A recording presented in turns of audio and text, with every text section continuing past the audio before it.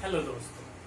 तो आज का जो टॉपिक है जो आज मैं पढ़ाने जा रहा हूँ that is Brayton cycle with intercooling, reheating and regeneration. तो बहुत ही इंटरेस्टिंग टॉपिक है। जैसा कि पिछले लेक्चर में मैंने डिस्कस किया था how to improve the efficiency of gas turbine cycle. तो ब्रेटन साइकिल पे वर्क करता है हमारा गैस टरबाइन। अब तीनों का मैं कंबाइंड एक डायग्राम लेकर आया हूँ। अब देखते हैं कि क्या क्या स्कोप हो सकता है एक एक इंडिविजुअली डिस्कशन के साथ में। तो चलिए सबसे पहले स्टार्ट करते हैं इंटरकूलिंग के साथ में।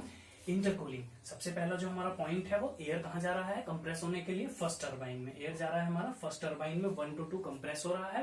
Then intercooler, intercooler is a type of heat exchanger. Intercooler क्या है हमारा, हीट एक्सचेंजर है जिसके अंदर की हम जो कंप्रेस्ड एयर है उसको हम कूल करेंगे इनिशियल टेम्परेचर तक, कूल करेंगे हम इनिशियल टेम्परेचर तक। तो यहाँ हमने 2 to 3 इनिशियल टेम्परेचर तक कूल कर दिया उसे। अब then again in second stage compression में हम उसको कंप्रेस करेंगे। तो सेकेंड स्टेज कंप्रेशन में 3 to 4 ये हमने यहाँ पे कंप्रेस कर दिया, हमने 3 to 4 कंप्रेस कर दिया हमने यहाँ पे। तो अब देखिए बेनिफिट क्या हुआ हमारा कंप्रेशन से, इंटरकूलिंग से। अगर हम सिंगल स्टेज में इंटरकूलिंग करते तो वर्क ऑफ इंटरकूलिंग जो होता इस पॉइंट पे आता हमारा। तो this work is more than this plus this, because यहाँ पे जैसे जैसे हम नीचे आ रहे हैं एरिया हमारा कन्वर्ज हो रहा है, एरिया हमारा कन्वर्ज हो रहा है। और कन्वर्जिंग एरिया में तो वर्क हमारा, वर्क ऑफ कंप्रेशन रिड्यूस हो जाएगा। अब हम बात करते हैं कि क्या एलोन इंटरकूलिंग इफिशियंसी को बढ़ा सकता है। अब जरा ध्यान से सुनिए, बहुत ही इंपॉर्टेंट पॉइंट में डिस्कस करने जा रहा हूं। इंटरकूलिंग में वर्क ऑफ कंप्रेशन तो कम हो गया, ठीक है, but along with that what is being happen, heat transfer is also increasing। पहले heat transfer इस point तक था, now the heat transfer, ये heat supply is also increasing। so alone intercooling cannot improve the efficiency, overall effect is decreasing but with the combination of regeneration। अब देखिए कैसे, अगर मैं यहां से फर्स्ट स्टेज पे यहां तक कंप्रेस करता तो जो एग्जिट पॉइंट ऑफ कंप्रेसर है वो ये होता और एग्जिट पॉइंट ऑफ टरबाइन ये है, और इन दोनों का टेम्परेचर डिफरेंस बहुत ही कम है। और जितना ज्यादा टेम्परेचर डिफरेंस होगा उतना ही हीट ट्रांसफर इफेक्ट ज्यादा होगा। अब देखिए जब हमने इंटरकूलिंग यूज किया, now the exit point of compressor is 0.4, now the difference is big big difference.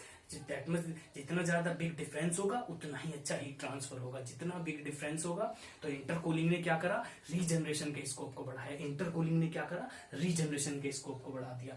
अब कंबाइंड इंटरकूलिंग एंड रीजनरेशन से क्या कर दिया हमने, इफिशियंसी को बढ़ा दिया। क्या कर दिया हमने, इफिशियंसी को बढ़ा दिया। This is the beauty. अगर हम कंसेप्ट अगर हमारे क्लियर हैं तो बहुत ही आसान शब्दों में, alone intercooling can not increase the efficiency but with combined with the regenerator efficiency is increasing. अब हम आते हैं रीहीटर पे, देखते हैं रीहीटर में क्या हो रहा है। 6 to 7 expansion in first turbine, 6 to 7 expansion in first turbine, and then we are again reheating by supplying some fuel supply, heat दे रहे हैं, heat देंगे तो उसके अंदर heat होगा, reheating to the final temperature, reheating to the final temperature, then expansion in second stage turbine 8 to 9। अब हम क्या discussion, alone reheating can increase the efficiency, again the question is same. तो answer is also same. Answer same क्या है, अगर वो work of turbine को बढ़ा रहा है तो हीट सप्लाई को भी इंक्रीज कर रहा है, because in reheater we will have to heat supply the heat. तो alone reheating the effect of reheating is decrease in efficiency, decrease. But अब देखिए कैसे वो स्कोप ऑफ रीजनरेशन को बढ़ा रहा है। अगर मैं बात करता सिंगल स्टेज एक्सपेंशन की तो पॉइंट हमारा इस पॉइंट पे आता, तो टेम्परेचर जो है फाइनल ये होता, अब ये होता डिफरेंस हमारा।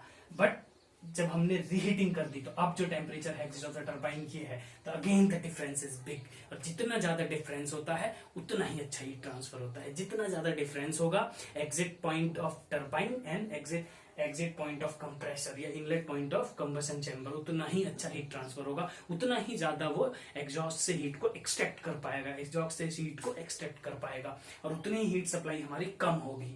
तो again reheater and regeneration combined increase the efficiency. Reheater और रीजनरेशन को जब हम कंबाइन कर देते हैं तो इफिशियंसी हमारी बढ़ जाती है, इफिशियंसी हमारी बढ़ जाती है। अब अगेन ये दिस इज द 100% इफिशियंट है। अब इसमें यहाँ पे हमने 9 पॉइंट्स है, यहाँ पे रीजनरेटर में and exit point of compressor तो 0.4 to 5, 0.4 to 5 हीट सप्लाई नहीं कर रहे हैं हम, ध्यान से देखिए 0.4 to 5, 4 से 5 के बीच में।